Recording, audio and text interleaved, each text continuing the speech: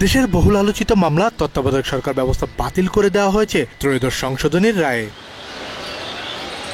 এই রায়ের ফলে আওয়ামী লীগ সরকারের অধীনে অনুষ্ঠিত হয়েছে ৩টি নির্বাচন, যার নিরপেক্ষতা নিয়ে দেশ বিদেশে উঠেছে প্রশ্ন।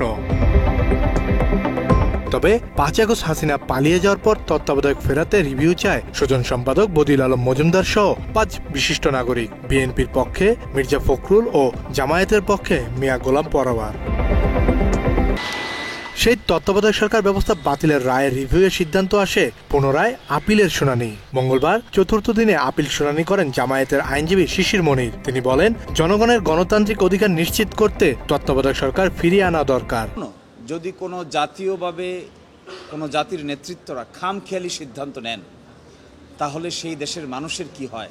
তত্ত্বাবধায়ক সরকার বাতিল করার পরে আমাদের দেশের মানুষ তা হারে হারে টের পেয়েছে। এবং বিগত 17 বছরে এই কেয়ারটেকার গভর্নমেন্ট সিস্টেমকে বাতিল করে যে ধরনের কনসিকুয়েন্স হয়েছে, এই জাজমেন্ট দেওয়ার সময় অনেক সিনিয়র আইনজীবী এবং মাইনরিটি জাজেস 3 জন সকলেই বলেছিলেন যে এই ব্যবস্থাটা যদি বাদ করা হয় তাহলে কি কি ঘটতে পারে। তারা যা যা বলেছিলেন ঘটতে পারে, তার প্রত্যেকটি ঘটনাই বিগত 15 বছরে একটার পর একটা ঘটেছে। আমাদের পক্ষে রায় গেল কিনা এটা নিয়েও আমরা কনসার্ন না, আমাদের বিপক্ষে রায় গেল কিনা এটা নিয়েও আমরা কনসার্ন। আমরা কনসার্ন হলো কি করে একটা গ্রহণযোগ্য সমাধান বের হয়, সকলেই অন দ্য সেম পেজ থাকতে পারে, এটাই সবচাইতে বড় কনসার্ন।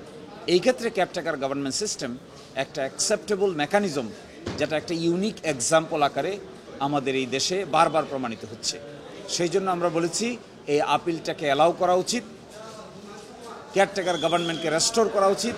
এদিন তত্ত্বাবধায়ক ফেরানোর পক্ষে আরো শুনানি করেন মোফাজ্জল হোসেনের আইনজীবী। অ্যামেন্ডমেন্টের রায় হয় 10 মে 2011-তে।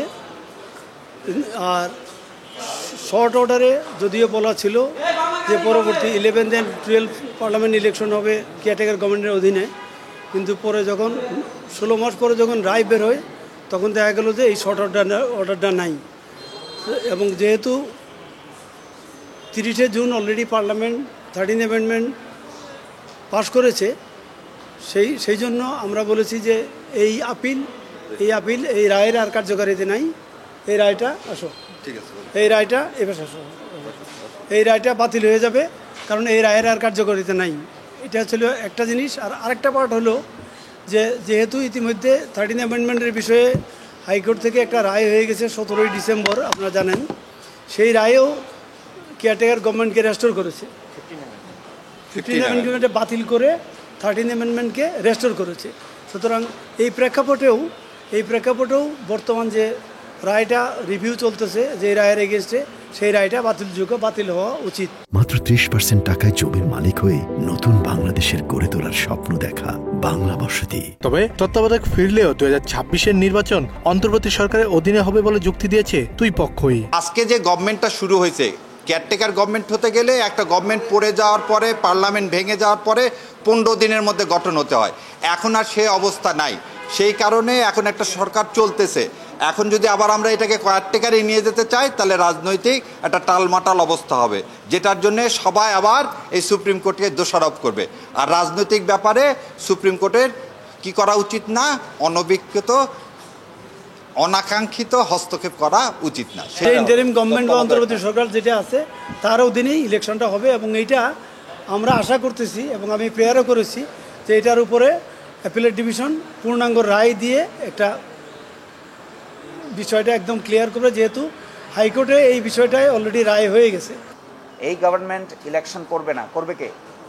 Caretaker government? Is there any caretaker government in Bangladesh? Is there any situation যেখানে কেয়ারটেকার গভর্নমেন্ট আপনি এখন গঠন করতে পারবো? সুতরাং আমি মনে করি এই বিতর্কটা তোলাই হলো অযথাই বর্তমান সরকারের স্মুথলি ফাংশন করার ক্ষেত্রে অযথাই একটা কোয়েশ্চেন রেজ করা হচ্ছে। Nobody should raise this question. এছাড়া জুলাই সনদ রাজনৈতিক বিষয় বলে মন্তব্য করেছেন প্রধান বিচারপতি। এটি তত্ত্বাবধায়কের শুনানিতে তা বিবেচ্য হবে না বলে মত দিয়েছেন তিনি। অবজারভেশন দেওয়া উচিত না, যেহেতু একটা বৃহত্তর সংস্কার প্রক্রিয়া চলমান। জুলাই চার্টার হয়েছে, আদেশ হবে, গণভোট হবে এবং পরবর্তী পার্লামেন্টে এটি নিয়ে আলোচনা হবে। এই জন্য একে কেন্দ্র করে সুপ্রিম কোর্ট কর্তৃক সুনির্দিষ্ট কিন্তু অবজারভেশন থাকা উচিত না, বরং এই আপিলটা অ্যালাউ হবে কিনা, ডিসমিস হবে কিনা, এটাই হওয়া উচিত সুপ্রিম কোর্টের নিষ্পত্তির মূল প্রতিপাদ্য বিষয়। এ নিয়ে চতুর্থ দিনের শুনানি শেষে বুধবার পর্যন্ত আদালত মুলতবি করেন আপিল বিভাগ। কাজী পাপ্পু, বাংলা এডিশন।